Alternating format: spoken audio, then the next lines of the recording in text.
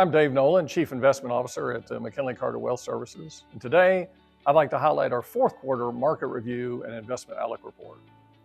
In our third quarter investment report entitled The Revenge of the 493, we indicated that in the quarter we began to see wider participation in the stock market's rise and less of a focus on a select group of larger cap technology-oriented companies known as the Magnificent Seven.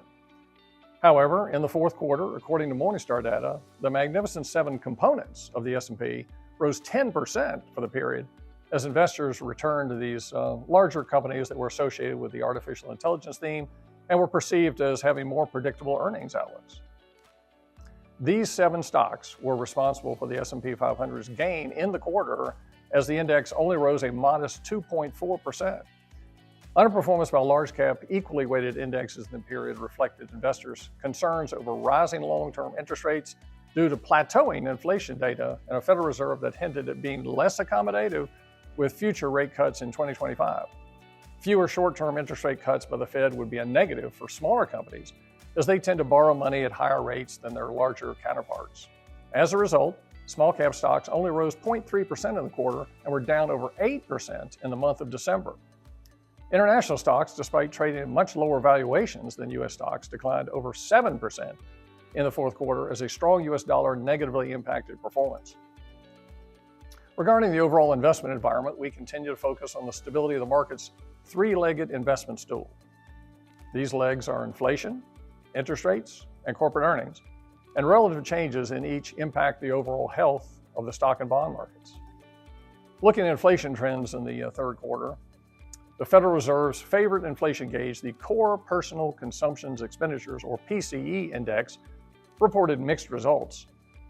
Through November, the year-over-year change in the core PCE was 2.8%, and the three-month increase was 2.5%, both failing to make progress towards the Federal Reserve's 2% target. We continue to monitor inflation very closely as market expectations are for persistent easing in inflation trends, which then contributes to moderating interest rates and ongoing support for stock and bond prices. However, potential tariffs and immigration reform could negatively impact inflation.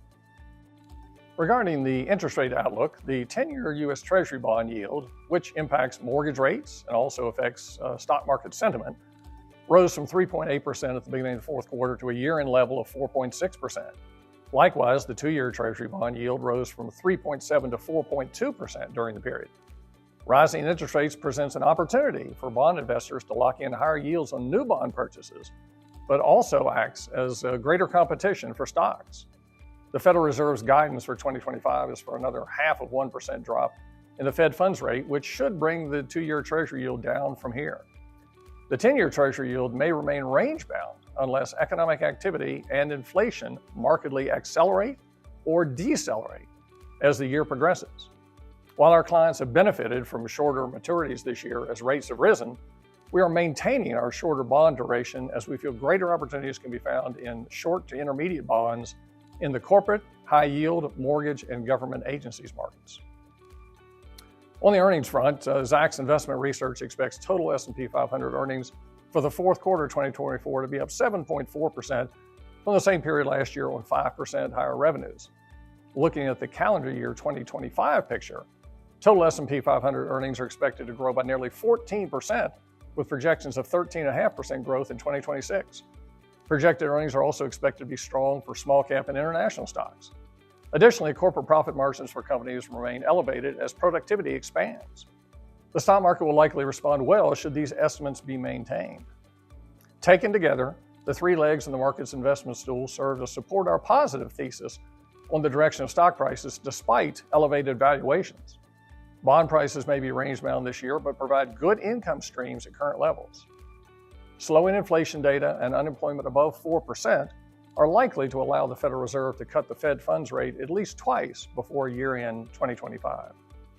Thank you for watching today, and please read our full market review and investment outlook report for greater detail on the fourth quarter and our forecast for 2025.